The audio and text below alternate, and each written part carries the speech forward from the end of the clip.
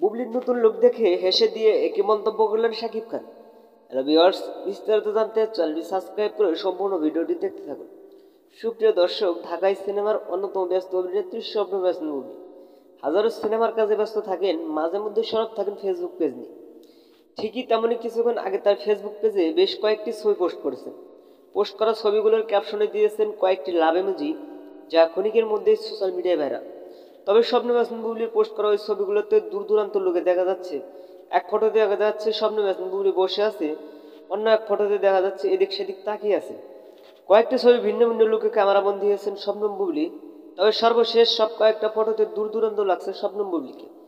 আর ইতিমধ্যে ফটোগুলোতে মন্তব্য করেছেন অনেকেই। তার মধ্যে থেকে শাকিব খান বললেন, বুবলিকে দেখতে রানীর মতো লাগছে, না দেখলে বুঝতে পারতাম না।